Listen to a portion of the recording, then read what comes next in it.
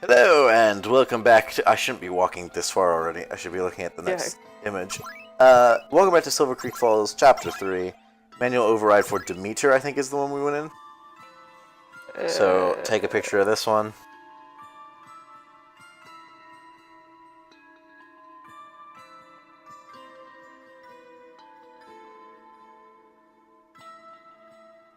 Good? Alright.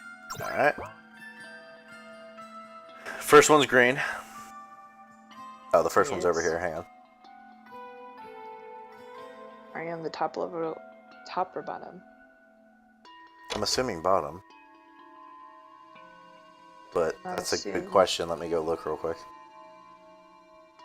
Yeah, I'm on the bottom level. Alright. So the third one is green. So 1, 2, 3. And the fifth one's also green. 4 and 5.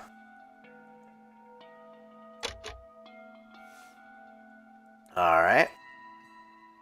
Top level? Not that one, but the next one. Next not one? That one, but the next one. Yeah. Is green. And then the very first one.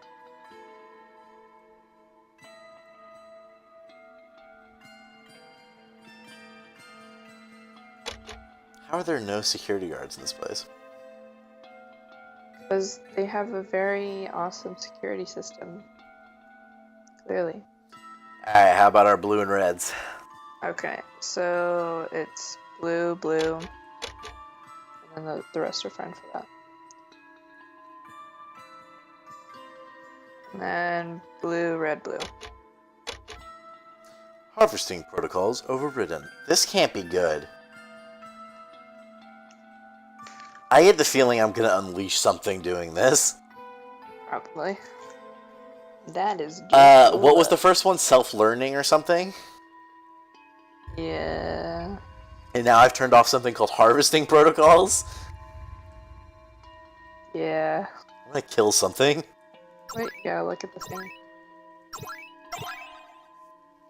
Yes. Tell me when you're good.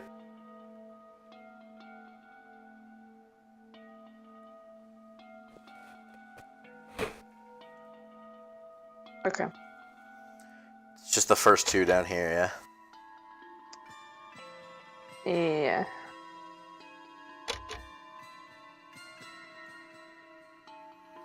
Three, 4, 5, and up.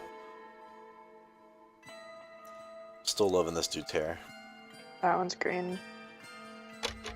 And the middle one's green. That, yeah.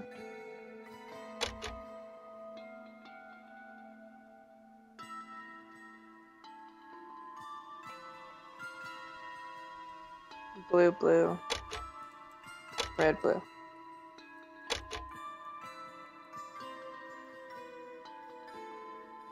The last two are blue. Power protocols overridden. Yeah, I'm not sure how much I like this either.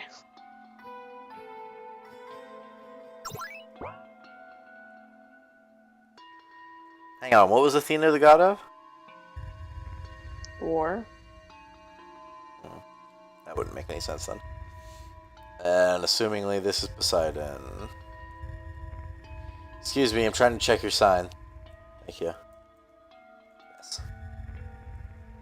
Alright. The Scorpio. Ooh, I think I'm on the top one this time.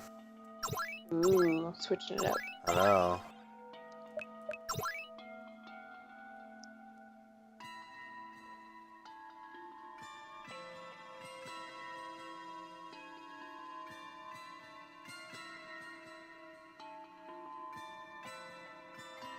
Only red tickets. Jake, you're good. 2 red, 2 green? Yeah. And then the last one's red.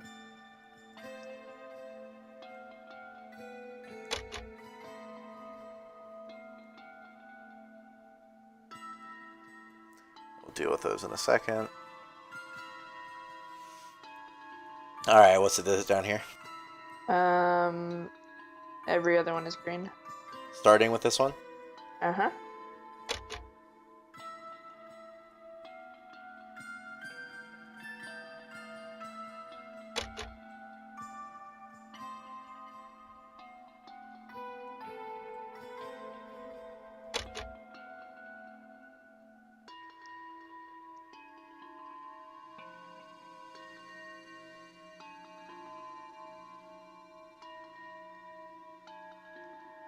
Alright. Second and last are blue. No, second. Yeah, I figured that out after I clicked it. And then all but the second one are red, or blue. Yeah. Water wheel protocols overridden. Nice. That should be it. Let's get back to that computer to download the file. I think each of those had something to do with their gods. I mean, Zeus was power. Self-protecting was the first one. So No, that self-something, yeah.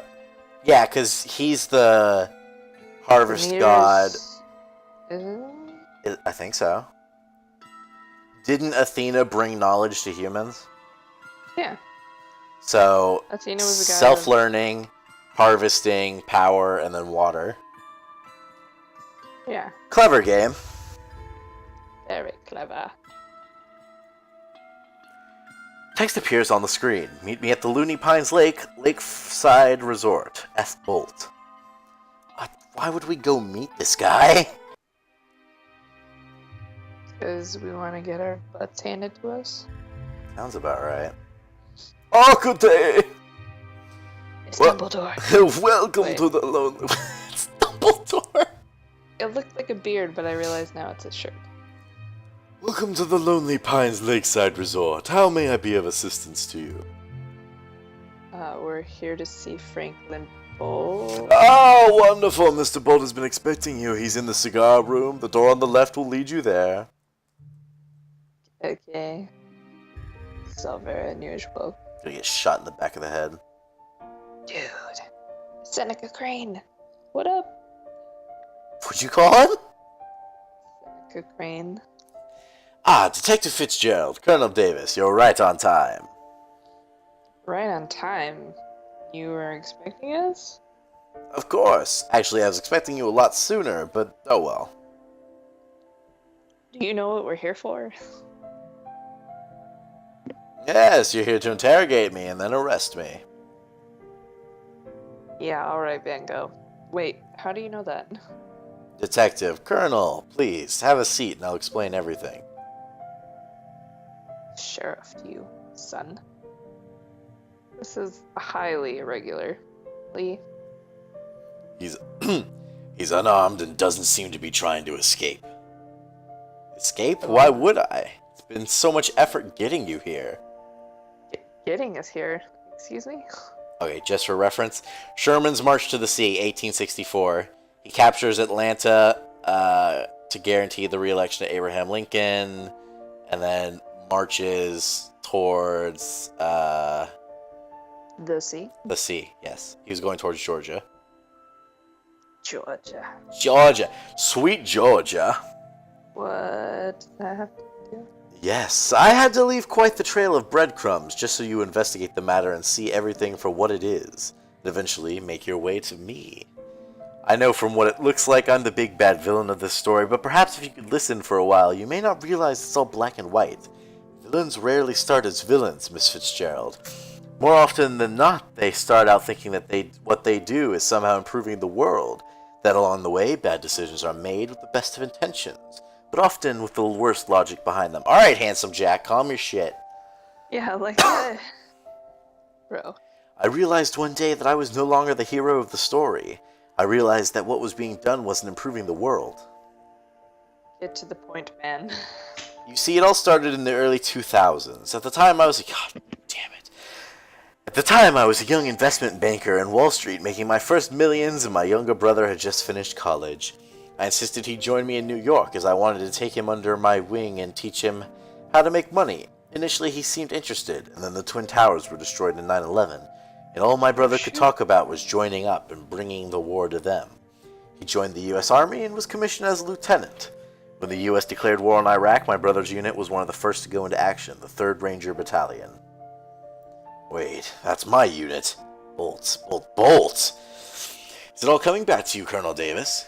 Your brother was Lieutenant Logan Bolt. So you know how the story goes then? Yes, it was 2004, right after Iraqi insurgents killed those contractors in Fallujah. Lieutenant Bolt was second in command of a small platoon on a recon mission. His unit was spotted and ambushed, but they fought hard and were able to break through the ambush and escape through a narrow back street. Once the surviving platoon members made it past the back street, Lieutenant Bolt noticed the insurgents were hot on their trail. He stayed back and took advantage of the bottleneck in the street to hold off the insurgents. He bought enough time for his platoon to escape, but paid the ultimate price. Your brother was a true hero. I'm sorry I couldn't make the funeral. I know, you were the one that signed his letter of condolence. Anyway, as you can imagine, the news devastated me. So why is his soul unfinished then? What? The brother's soul was in that garden with the rest of them, remember? He said he wanted to join up, but was the price he paid really worth it? Right. Why is his soul still here? Everybody else is tied to these... whatever the fuck this creature is that's killing everybody. Right. Whatever. Because it's not as it seems, probably. Logic. Anyway, as you can imagine, the news devastated me. Here I was a Nailed it. successful businessman in the toughest city in the world, making it big, and I thought I was untouchable. Then this happened and it destroyed me. I flew to Wichita Falls to pick up my brother's body, and whom do I meet there? A young biochemist by the name of Lars Conway, whose brother served in the same unit as mine and also shared in the same tragic fate. He spoke bitterly about how the U.S. government was choosing not to invest in his research, how if he had had things his way, this tragedy wouldn't have happened. Conway was of the belief that his research in biochemistry could lead to genetically enhanced super soldiers that could serve as the bulk of the infantry for the more grueling missions. He believed the government was all too happy to sacrifice the lives of its young soldiers to serve their own needs. Swayed by the tragedy of my brother's passing and by the fire in Conway's eyes, I was convinced to set up our own private corporation that would research a way to make these super soldiers so that no one else would have to know the grief that we knew. We created a pharmaceutical corporation. Conway agreed to develop money-making pharmaceuticals to help generate income for the company. In turn, I would helm the company to success, would divert 30% of all revenues towards his research projects. It all started out rather well, and for the first 3 years we made a lot of money, and Conway was making leaps and bounds in his research. Then the financial crisis hit in 2008, the company began losing money. Anyway, with the company in such dire straits, we had to look into selling shares to other corporations to stay alive. Unfortunately, we had no serious bids, and it looked like we were going to file for bankruptcy. Then Conway found an investor out of nowhere, a certain Matteo Spinola. Oh, crap. The head of the Spinola family. Exactly. So I took it as a sign to leave. I sold all my shares to Matteo Spinola, resigned as CEO of Bolt Pharmaceuticals. But it doesn't end there, does it? If only it did. A year after operating under Spinola control, the company is yet again on the verge of bankruptcy, and I get a call from Conway pleading that I return as CEO, bring the company back, and in turn to keep his research alive. So I went back. What? Why? You must remember I created this company and ran it for 5 years. I knew a lot of the people that worked for me. In this economic climate, they'd be hard-pressed to find other work, so I went back. But when I returned, I saw the corporation had changed. Matteo Spinola had approved a certain type of research program that I vehemently opposed during my tenure as CEO, and Conway was all too glad to cooperate. I can say that word, really? You didn't say that word. Vehemently? Is it not? Vehemently. That's what I said. Leave me alone. Oh, it's not. Initially, I wanted to blow the whistle, and I teamed up with one of Spinola's head fund managers to blow the lid off the entire operation. Connor Friedman. Unfortunately, Spinola's men got to him and killed him. Realized that Matteo Spinola was too powerful, knew too many influential people, that no one would believe my claims about him. After all, why would I destroy the very company I birthed? Everyone would be convinced I was a fool and a madman. No one would believe me. I had to get a detective untainted by his tentacles of corruption, so I made a call to the High Commissioner, had him pass the case down to you guys. So, were you involved with the disappearance of the college kids? No. Spinola and Conway are behind that too. They needed young and healthy test subjects to test the new serum on. Those college students were lab rats. Conway knew Rebecca Olsen and her boyfriend used recreational drugs, so he swapped their supply with samples of his new serum that made to look like drugs they were taking. He knew she would share drugs with her sorority, was observing at the time. When the drugs had their adverse effect, he went in, using a copy of her key that he had, and planted evidence to make it look like a murder. Why wouldn't he target a group of football players instead? Wouldn't they be more similar to soldiers in terms of physical type? Serum works very poorly in conjunction with performance-enhancing drugs. Conway needed cleaner and healthier subjects, and since those girls were doing modeling work, he assumed that they generally ate healthily and exercised regularly. Look, you don't seem like a bad guy, but I can't help but suspect your motives for revealing all this. Also, if you were trying to feed us information, then explain the men in the hazmat suits that were intending to kill Detective Fitzgerald and Agent Valdez. Spinola's men. Ever since the immoral experimentation program began, Matteo Spinola placed armed guards on all research laboratories. When I saw Detective Fitzgerald and Agent Valdez leave my company's HQ, I sent a false order to the guards to remove them for the night. Unfortunately, I didn't think they'd take so long in there and didn't account for the new morning guards. Wait, you saw us leave and come in? Didn't you wonder why no one stopped you? Besides, who do you think conveniently sent those letters to Conway, knowing he was out on a speaking tour? I see. Take this flash drive. Inside are all the documented cases for all the illegal experimentations that Conway's been running. Video, proof, photos, the whole stinking lot. With all this, you'll be able to put Spinola and Conway behind bars, shut down Bolt Pharmaceutical once and for all. What's in it for you? You're being very generous with all this information. I'm suspicious as to why you're so keen to betray your friend Conway. Yes, Conway and I were once friends, but I now see him for the monster he truly is. The fact that he would stoop to dealing with the likes of Spinola disgusts me. Colonel, a man reaches a point where he can no longer lie to himself, when he knows that he cannot tolerate the injustice he sees in his very eyes. That moment has come to me. If my brother were alive today, he would agree on this course of action. No doubt. Terribly sorry to interrupt you, Mr. Bowles, but Inspector Walsingham has arrived. Just in time. Let him in. Certainly, sir. Go outside. How's it, lads? Looks like I arrived just in time. Phil, what are you doing here? Phil? I thought you were Inspector Mark Walsingham of MI6. I told you MI6 was involved! No, you said Interpol. What? Sarah, I'll explain everything in due time, but for now we have to get out of here. What are you talking about? Mr. Bolt, my contact in Munich has just informed me that he and his men have successfully arrested Professor Lars Conway as he was giving a talk at the Ludwig Maximilian University of Munich. Thank God, this madness will finally come to an end. Unfortunately, Matteo Spinola has caught wind of our plans, sending men to kill you as we speak. We must leave now. Okay then. Ferguson, ready my car. Actually, we can't leave from the front. Spinola's men will be coming in through there. So rear exit in the lakeside area right behind me. Excellent, let's go. We sitting ducks in such an open area. I say we dig in and fight from here.